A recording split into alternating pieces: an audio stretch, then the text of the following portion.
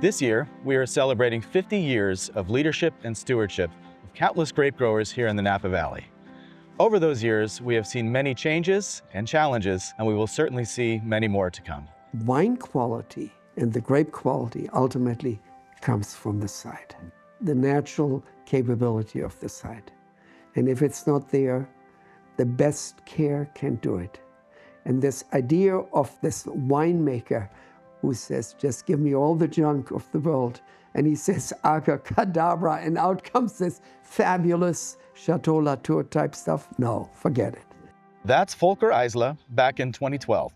When we began capturing the stories of grape growers, their recollections of how grape growing and the appreciation of their efforts has evolved over the years. We had a Sears catalog store in St. Helena, and no fine dining, no shops. I mean, Steve's Hardware and other hardware stores.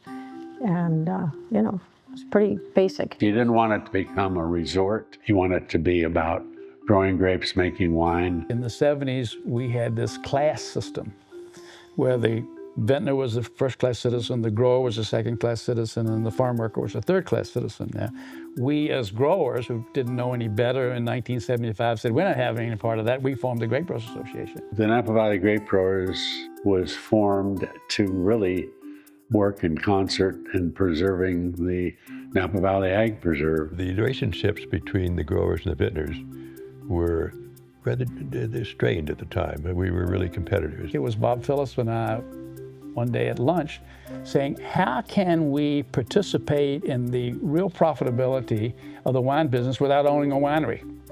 So we came up with this idea of pricing the grapes based on the final retail price, the bottle price formula. The crop report was what wines were sold for to wineries. For example, in 1974, we had a fantastic harvest. The vintners said we can raise prices because the wines are so good, and the price of grapes went down. I do both. I grow grapes and I make wine, but I also buy grapes.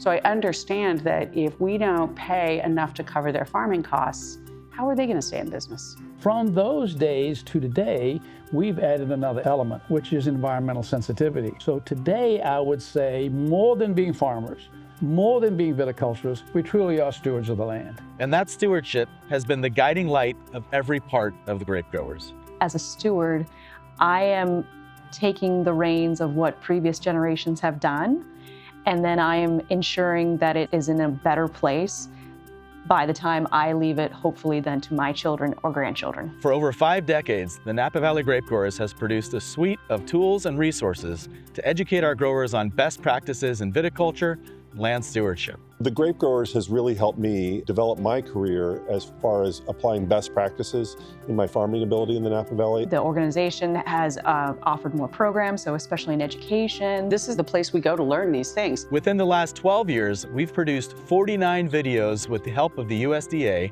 to ensure our messages on best practices and environmental stewardship not only land within our county, but far beyond.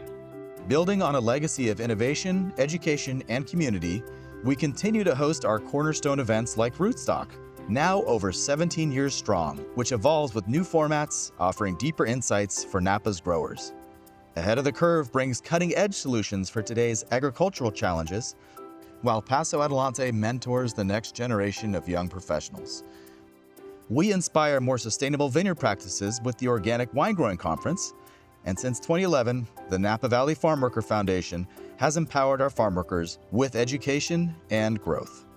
The Farm Worker Foundation really came about trying to educate farm workers and give them an opportunity. It really built out of that idea, and today is a standalone organization that does more education for farm workers than any other community in the country. It is a miracle that in the 21st century, this place continues to exist as it does.